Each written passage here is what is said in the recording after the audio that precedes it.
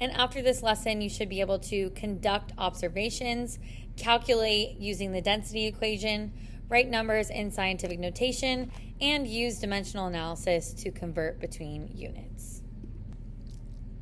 When scientists collect observations, we can usually separate them into two main categories. We have quantitative data and qualitative data. With quantitative data, I like to think of the word quantities. And with qualitative data, I like to think of the word qualities. So with quantitative data, it's anything that you can measure and express with a number. So if we're looking at these two tennis balls, some quantitative data that we could collect would be the tennis ball's mass, its diameter, or even how high that it can bounce.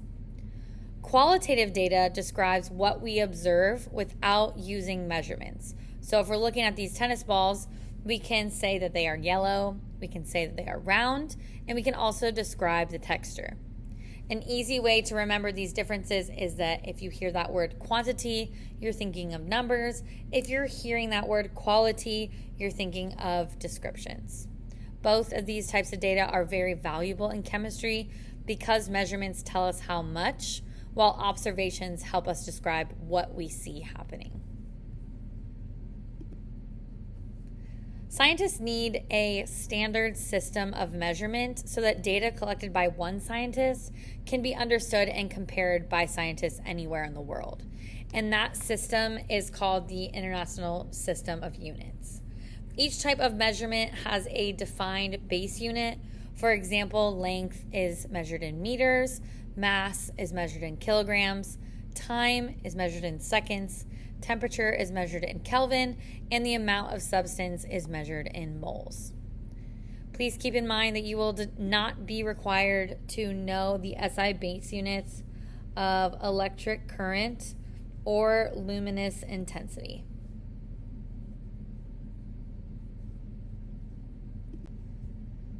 Metric prefixes allow us to describe really big or really small measurements without changing the type of unit that we're using. So if we look at this scale, K stands for kilo, H stands for hecto, D stands for deca, B is our base unit, so this is our home base, D is deci, C is centi, and M is milli. Now we also have micro and nano, but those will not be assessed in this course specifically, so we're just going to worry about the blue letters on the screen here. I like to remember them using King Henry died by drinking chocolate milk so that you can remember those letters and jot them down on a test to help you convert between units. So the three types of base units that we'll be using in this class are grams, meters, and liters. So if you were converting between these base units and one of the prefix units, you would just add on the prefix to that. So for deca, that would be DAG. For hecta, that would be HG. For kilo, that would be kg. For deci, that would be dg. For centi, that would be cg. And for milli, that would be mg. And that is the same for meters. And again, the same for liters. So let's do a practice and say that we are converting from 201 grams to kilograms. We are currently in grams, which is our base unit, and we are trying to get to kilograms by getting to the K. So if we're starting in our base unit, we're going to move the decimal point 1, 2, 3 times to the left. So if we take 201 grams, our decimal point is here. So we're going to move it 1, 2, 3 times to the left. So now our new number is 0.201 kilograms.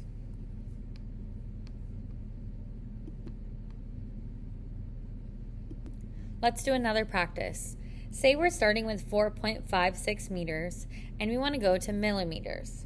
Remember, meters is our base unit, in millimeters is here. So we're going to move the decimal point 1, 2, 3 times to the right. So if we have 4.56, we're moving the decimal point 1, 2, 3 times to the right, which means we'll add a 0. So our new answer is 4,560 millimeters. Now we have not yet talked about conversion factors, but I am going to give you a tidbit of information to use in the future when we start talking about dimensional analysis. If you ever forget how many grams are in a kilogram, for example, you can always use this technique to help you get to that answer. So for example, let's say I need to go to meters from kilometers. So I have kilometers and I want to go to meters. And I need to know how many meters are in a kilometer. Just think of if I have 1 kilometer and I'm going to meters. So 1, 2, 3 to the left. I would need 1, 2, 3 zeros. So 1 kilometer is equal to 1,000 meters. Another one, let's say I was going from milliliters to liters, and I have 457 milliliters. Well, you could move the decimal point, or you could use the conversion factor. So if I'm in milliliters, and I'm going to go to liters, that's 3 times to the left, that's telling me that in 1 liter, I have 1,000 milliliters. So my milliliters cancel out, and I do 457 divided by 1,000, which gives me 0.457 liters. Now keep in mind, that's the same thing as doing what we did earlier, which was taking our milliliters, going 1, 2, 3 times to the left to get into liters. 1, 2, 3 times to the left to get into liters would still give me the exact same answer. It's just how you prefer how to get to your final answer.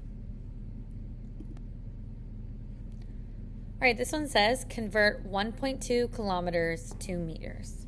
So kilometers is here, meters is our base unit. So we're going to go 1, 2, 3 times to the right.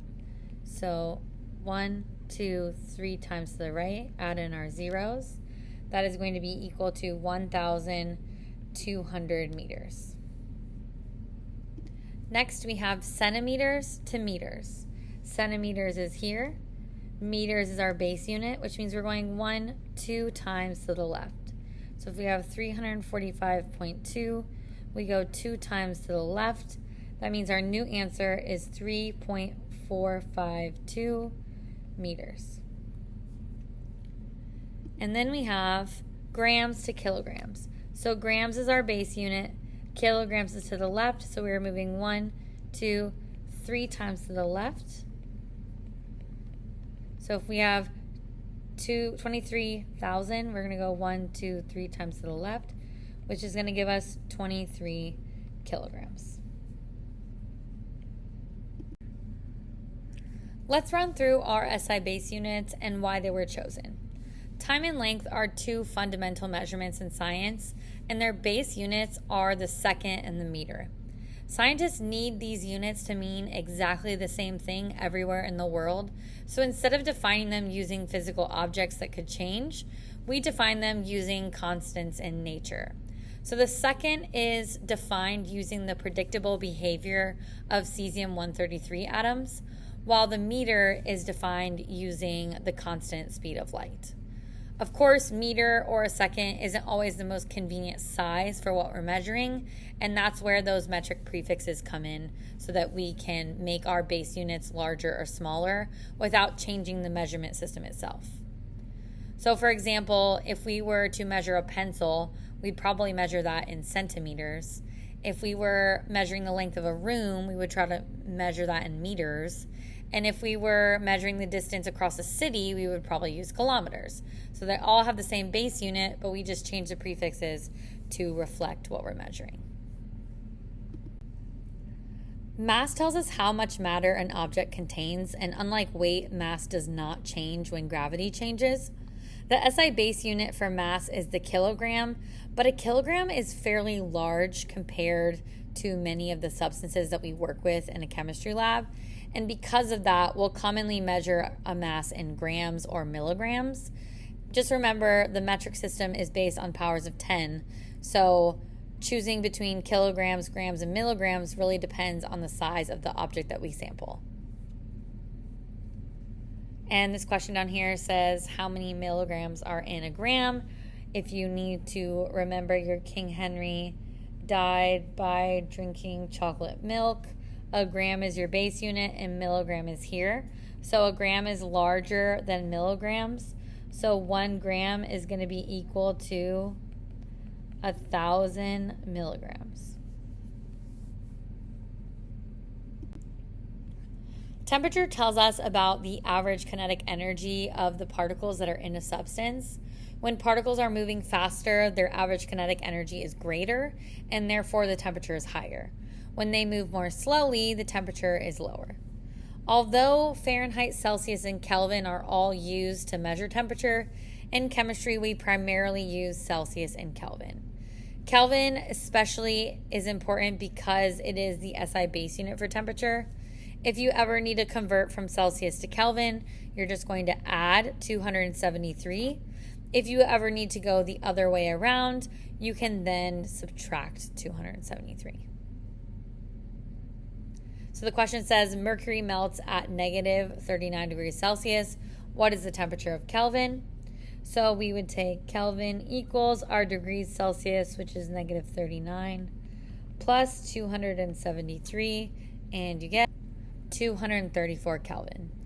And just as a little reminder, we do not say degrees Kelvin, it's just Kelvin. We do say degrees Celsius, but for Kelvin, there is no degree in there.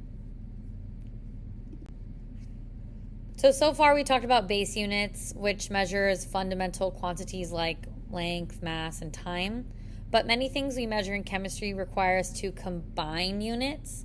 So those combined units are what we call derived units. So the one we're using in this chapter is going to be volume and density.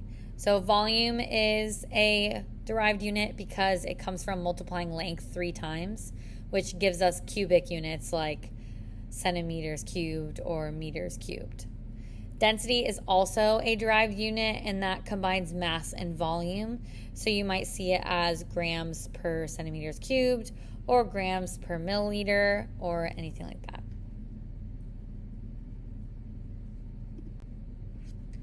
Volume tells us how much space an object or a substance takes up.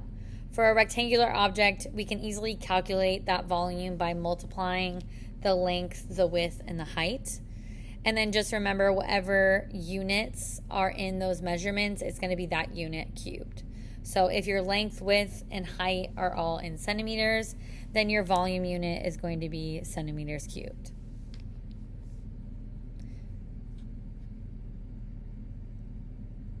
In chemistry, though, we work a lot with liquids. So you'll also see liters and milliliters used for volume. 2 really useful relationships to remember, if you want, it's not mandatory, are 1 liter is equal to 1 decimeters cubed and 1 milliliter is equal to 1 centimeters cubed. And this relationship will become increasingly useful in this class, even on your chapter 1 test, because sometimes you're given, like let's say you're given a density of 5.2 grams per centimeters cubed, and then you were given that a object displaced 3 milliliters of water, and you have to calculate mass. We know density equals mass over volume, so mass is equal to density times volume. But as you can see, our volume units are different. But if you knew this, that 1 milliliter was equal to 1 centimeters cubed, you could just change that milliliters to centimeters cubed, and then your units would cancel out. So it would be 5.2 grams per centimeters cubed times 3 centimeters cubed. So when you did this math, your centimeters cubed cancel out, and you're left with grams, and then you just have 15.6 grams.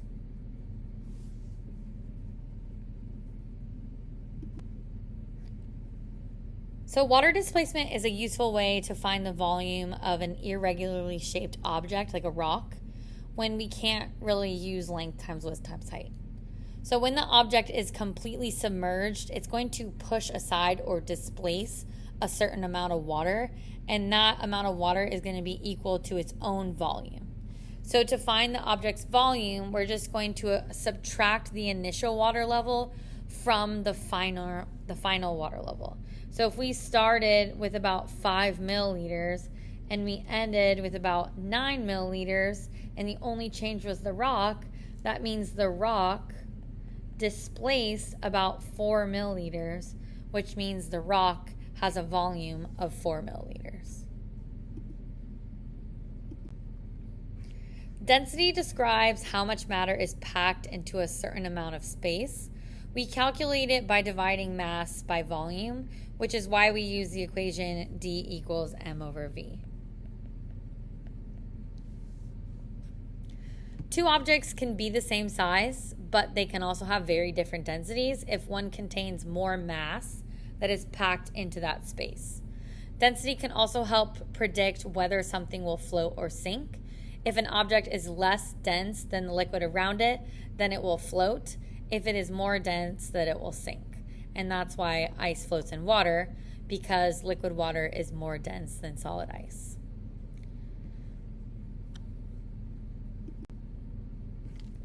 Because density is a characteristic physical property, it can actually help us identify an unknown substance. So different metals have different densities. So if we measure an unknown metal's mass and volume, we can calculate that density and compare it to known values. So here it says the metal has a mass of 13.5 grams and a volume of 5 centimeters cubed. So if we use density equals mass over volume, and I take my 13.5 grams and divide it by 5 centimeters cubed, I end up with 2.7 grams per centimeters cubed, which is the same as aluminum. So I can assume that this unknown metal is therefore aluminum. This problem combines that water displacement and the density equation. So let's work out the steps. First, it's asking for the mass. So if I know that density equals mass over volume, I know I'm going to have to solve for mass, which is density times volume. So I was already given my density of aluminum, which is 2.7 grams per centimeters cubed. And I'm not given the volume exactly, but I am given enough information to solve for the volume. So I have a 25 milliliter graduated cylinder. It says that it first contains 10.5 milliliters of water. And then when I put in the piece of aluminum, it rises to 13.5 milliliters. So I know the change in that is the volume of my aluminum, which is 3 milliliters. And just like I was saying on a previous slide, because I have centimeters cubed and I just got milliliters, I'm going to go ahead and change the milliliters unit to centimeters cubed because I know they're the same. And now my units will cancel out and I'm left with grams. So we would just be doing 2.7 times 3, which will give us 8.1 grams.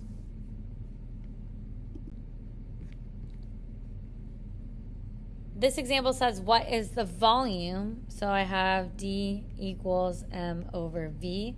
I'm solving for volume, so that's going to be mass divided by density. So the mass is given to us at 20 grams. The density is also given to us at 4 grams per milliliter. So I cancel out grams. I'm left with milliliters, which is a volume unit, and 20 divided by 4 is 5 milliliters. Next, our question is saying, what is the density? So we're just going to leave the density equation as is.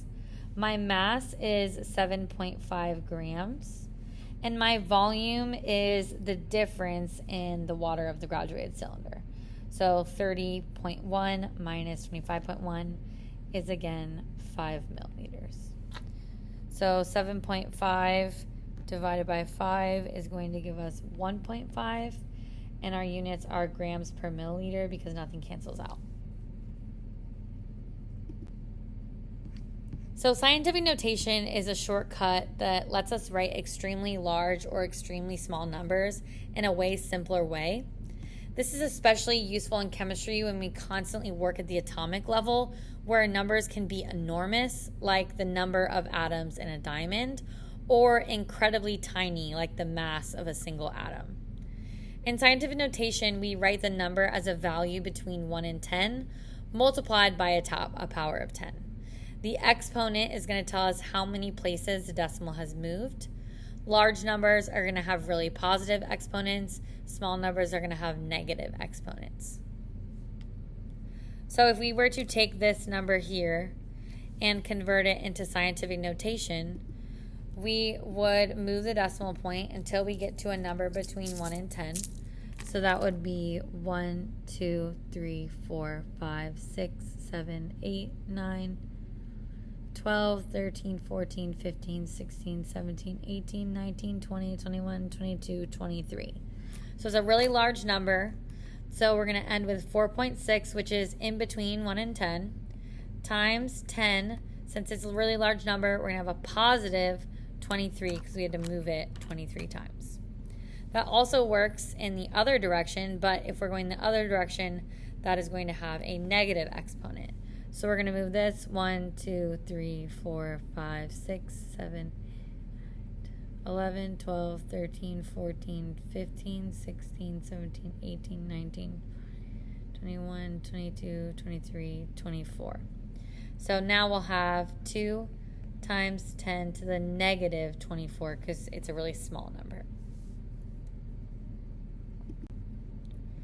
All right, so this is just kind of showing what we just did with those really big and really small numbers. If we are moving the decimal point to the left to get to a number between 1 and 10, that means we have a large number that we are making smaller. So it's going to be a positive exponent.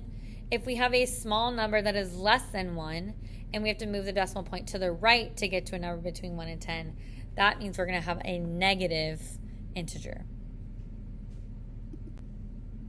All right, so the diameter of the sun is 1,392,000 kilometers.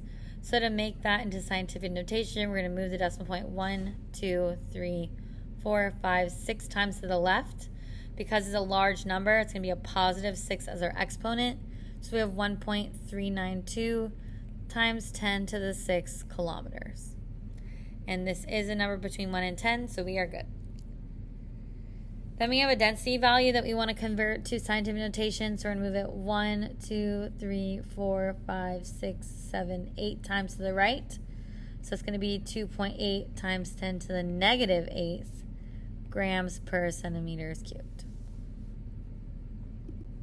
Now we're going to practice calculating in scientific notation. So first, if you are adding or subtracting your scientific notation, you have to have the same exponent. So in our first example here, both numbers have 10 to the second, which means we can go ahead and just add 7.35 to 2.43. We get 9.78, and then you're going to add that times 10 to the second after that number. If your exponents are not the same, then you're going to move the decimal until you get into the same exponent.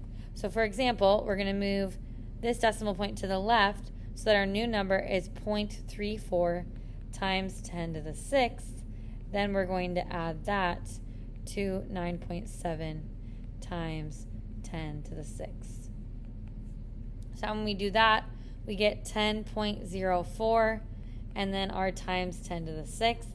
This is not in scientific notation, so we're going to change that. So our final answer is 1.004 times 10 to the 7th. Now, if that all confuses you, I totally understand.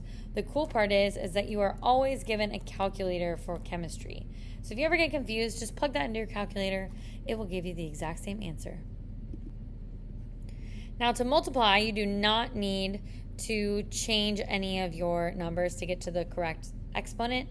You're just going to add the exponents if you're multiplying and subtract the exponents if you're dividing. So in multiplication, we are multiplying our front two numbers just as is, so it'll be 6. And then we're going to add our exponents, so times 10 to the 5th. Then for division, we're going to subtract our exponents. So 9 divided by 3 is 3. 8 minus -4 is going to be 12. And that is our answer. So dimensional analysis is something we use in this class quite often throughout the end of the year. It's a method we use to convert from one unit to another, and it also helps us keep track of our units throughout the calculation. The key is using our conversion factors, which are these fractions here. Conversion factors are relationships between two equivalent measurements. So this equation is essentially saying that in 1 day, that is equal to 24 hours. In 1 hour, that is equal to 60 minutes. And in 1 minute, that is equal to 60 seconds. So by doing dimensional analysis and using those conversion factors, we can cancel out units, so days cancel out, hours cancel out, and minutes cancel out in order to end up with our desired unit. It is important that you know how to identify and create a conversion factor. So just so you know, if you were converting days into seconds, these would be the 3 conversion factors that you would use. A student wanted to convert 9,800 minutes to days. Use dimensional analysis to solve and show all work with conversion factors. So we are starting with 9,800 minutes, and we want to get to days. Now, I don't know the conversion for days to minutes. However, I do know that in 1 hour, that is equal to 60 minutes. And then I know that in 1 day, that is equal to 24 hours. So using hours to get to days is going to be how we convert from minutes to days. So in 1 minute, I'm going to use this conversion. I want minutes to cancel out. So 60 minutes is going to go in the denominator, and 1 hour is going to go in the numerator. Now to get to days, I know that in 1 day, that is equal to 24 hours. So now looking at my units, hours cancels out and minutes cancels out, I'm left with days. So I'm going to do 9,800 divided by 60, press equals, and then divide by 24, press equals. I get 6.80555 repeating. Now, once you get to significant figures, you will know that in this number are 2 significant figures. So I'm going to answer in 2 significant figures. So my final answer will be 6.8 days. And if you have no idea what I'm talking about, please go watch my lesson 3, chapter 1 video. This one says, convert 24 kilometers per minute to meters per second. So I'm starting with 24 kilometers for every 1 minute, and I want to get to meters per second. Now, using King Henry died by drinking chocolate milk, I know in 1 kilometer, that is equal to 1,000 meters. So I can get rid of kilometer and get to meters. Now that kilometers is gone and I have my meters, I need seconds. And I know in 1 minute, I have 60 seconds. So now my minutes cancel out and I'm left with meters per second. So now in my calculator, I'll do 24 times 1,000, which is 24,000, divided by 60, which gives me 400, and that is meters per second. Now again, I'm going to do sig figs just so we are aware on how to do that. If you don't know sig figs, please watch my next lesson. 24 is 2 significant figures. So in order to get this into 2 significant figures, I would have to write it as 4.0 times 10 to the second meters per second.